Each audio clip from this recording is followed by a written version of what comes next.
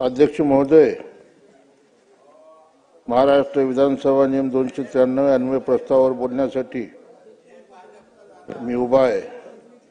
माझ्या मतदारसंघातील मनगोळी गावाचं नाव आहे। अध्यक्ष महोदय, माझ्या मतदारसंघामध्ये मनगोळी नावाचं गाव आहे। दादा 2014, 2019 आणि 2024 या तिन्ही निवडणुकीमध्ये त्या मनगोळी गावानं निवडणुकीवर बहिष्कार टाकला।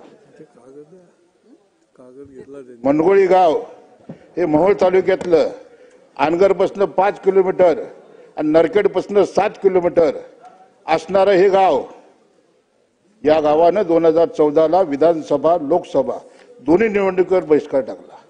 19ला बहिष्कार टाकला, 24ला बहिष्कार टाकला।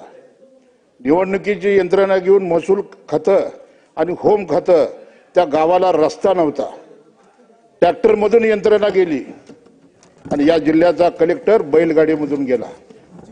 आज महाराष्ट्रामध्ये आपण रस्त्यावरती बोलतो।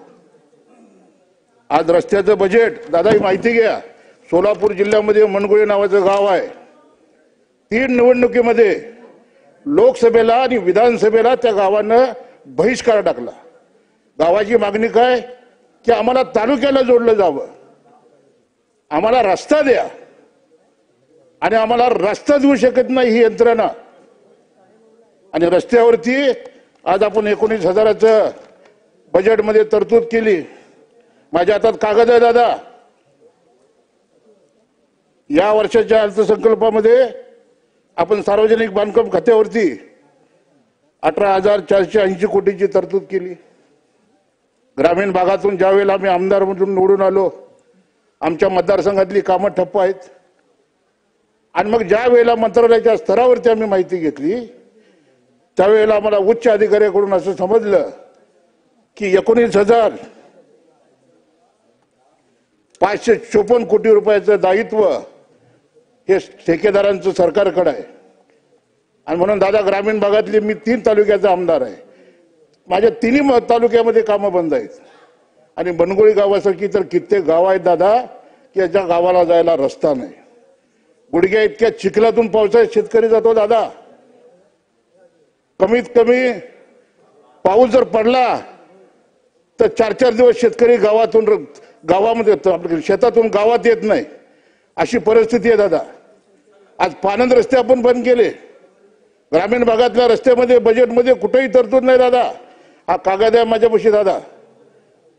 मुख्यमंत्र्यांनी सांगितलं की 1,000 गाव संख्या असणारी गावं हे कॉन्क्रीटनं जोडली जातात।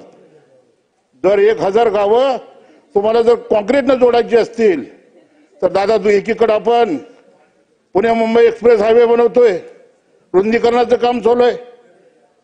मुंबई नागपूर शक्तीपीठ रस्ता आज पूर्ण केला दादा। मुंबई नागपूर मुंबई समृद्धी महामार्ग पूर्ण केला। आज शक्तीपीठ नव्यानं आपण उभं करतोय। अलिबाग विरार कॅरोडावर करतोय। तुमच्या पुण्यासाठी ट्रॅफिक जाता होतं म्हणून पुणे कॅरोडावर तुम्ही पुन्हा रिंग रोड तयार करताय। आणि एकीकडे महाराष्ट्रामध्ये रस्त्याचा रस्त्याला आमचा विरोध नाही दादा। शक्तीपीठ हा रस्ता सोलापूर जिल्ह्यातून जवळजवळ 70% माझ्या मोहोळ मतदारसंघातनं गेला। आणि मी पहिला आमदार होतो दादा की स्वागत करणारं सरकारचं। परंतु दुसरीकडे एक व्यवस्था अशी होती की मनगोळी नावाचं जे गाव आहे, आपलं मनगोळी जे आमचं गाव आहे माझ्या मतदारसंघातलं, ते 3 निवडणुका बहिष्कार टाकते। आपण कधी समजून घेणार आहात का ना? तिथलं लोकल राजकारण काही असू द्या,